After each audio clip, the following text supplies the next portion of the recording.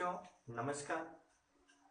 मैं आप लोगों के सामने आज का पाठ है शब्द रहित संचार लेकर उपस्थित हूँ।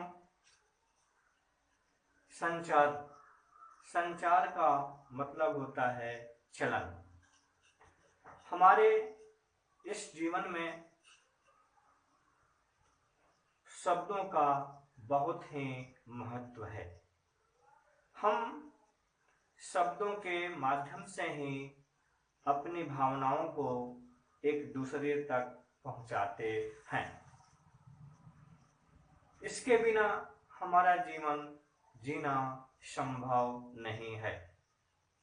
लेकिन शब्दों के बिना भी हम अपनी भावनाओं को एक दूसरे तक पहुंचा सकते हैं। इसके लिए बहुत ऐसे चीजों का आविष्कार महसूस हुई और आविष्कार किया गया। शब्द रहित संचार का मतलब शब्द के बिना भी हम अपनी भावनाओं को एक दूसरे तक कैसे पहुंचा सकते हैं या पहुंचाते हैं, इसी से संदर्भित यह पाठ है। आइए शब्द रहित संचार को हम समझते हैं।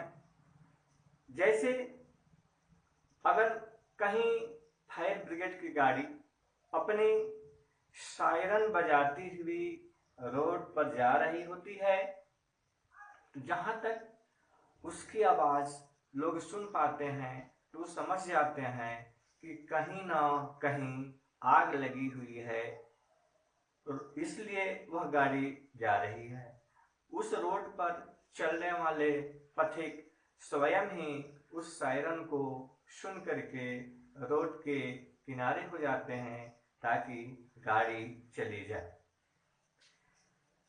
आप क्लास में होते हैं, जब शिक्षक आते हैं, पढ़ाते हैं, आपको उनसे कुछ पूछना होता है तो अपना हाथ उठाते हैं। आपने कुछ शब्दों का प्रयोग नहीं किया, उपयोग नहीं किया, स्वयं आपने हाथ उठाया तो शिक्षक समझ जाते हैं कि अमुक विद्यार्थी कुछ पूछना चाहते हैं। आपके दरवाजे पर कोई आता है, बाहर का दरवाजे का कुंडी खटखटाता है, अंदर वाला व्यक्ति यह समझ जाता है कि कोई ना कोई आया है, हमें बाहर जाकर के देखना चाहिए। रोड पर, चौराहों पर लाल बत्तियां, पीली बत्तियां, हरी बत्तियां संकेत के लिए लगी होती है। उससे कोई आवाज नहीं निकलती, फिर भी पथिक यात्री यह समझ जाते हैं। जब पीली बत्तियां होती हैं तो वे समझ जाते हैं कि हमें अब चलने की तैयारी करनी चाहिए। लाल बत्ती पर हमें रुक जाना है, हरी बत्ती पर हमें बिल्कुल चल ही देना है, चलते रहना है। लाल बत्ती फिर जहां मिलेगी वहां रुक जाना है, पीली बत्ती जहां मिली वहां हमें चलने की तैयारी कर लेनी है। हम कहीं देखते हैं मंचों पर कि कोई कहीं नृत्य करने वाला है, वह अपने मन की भावनाओं को सिर्फ और सिर्फ अपनी भाव भंगिमाओं के द्वारा व्यक्त कर देता है, और उसकी नृत्य का गतिविधि क्रियाकलाप देख करके दूसरा व्यक्ति भी उसके साथ नृत्य करने के लिए तैयार हो जाता है। जब हम दुखी होते हैं तो हमारी चेहरा ये बता देती है, हम रोने लगते हैं। जब हम खुश होते हैं तो हमारे मन के अंदर की बातें प्रकट होती हैं। इसके अलावा हम देखते हैं कि बहुत ऐसे चित्रकार हैं जो अपने मन की बातों को अपने चित्र के माध्यम से प्रदर्शित करते हैं। प्राचीन काल में हमारे पूर्वज जो थे शब्दों का उपयोग करना नहीं जानते थे। उन लोगों ने कई तरह की ध्वनियाँ सुनी। उसके पहले वे लोग अपने मन की भावनाओं को व्यक्त करने के लिए चट्टानों के भित्ति पर उस स्तर के चित्र बनाते थे जिसके माध्यम से उनके मन की भावनाएं प्रकट होती थी। धीरे धीरे समय व्यतीत होते गया और वे लोग कई तरह की ध्वनियाँ सुनने लगे। धीरे धीरे उन लोगों ने शब्दों का उपयोग करना सीखा।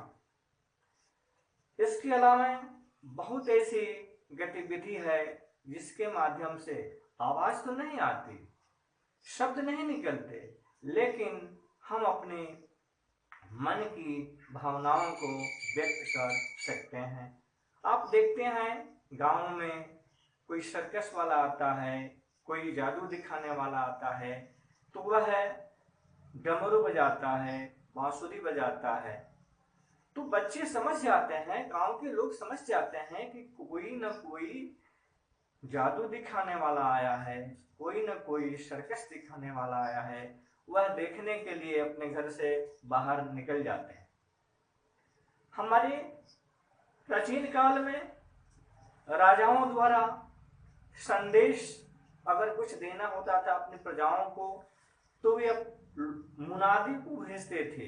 वे मुनादी वाले आते थे और ढोल बजाते थे। कहीं चौराहों पर, गांव में ढोल बजाते थे। ढोल को सुन करके गांव के लोग इकट्ठा हो जाते थे और वहाँ जो कुछ भी राजा का आदेश होता था वह मुनादी वाला बताता था। तो वह जो ढोल बजाता था उससे कोई शब्द नहीं निकलते थे, लेकिन लोगों को यह संकेत हो ही जाता था कि हमें वहां चलना चाहिए, राजा का कुछ ना कुछ आदेश है।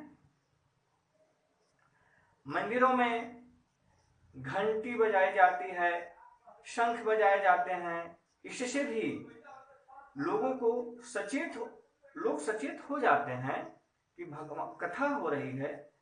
जो भी लोग बात करते हुए रहते हैं वे लोग शांत चित्त हो जाते हैं, भगवान के प्रति सहज ही उनकी आस्था उमड़ पड़ती है।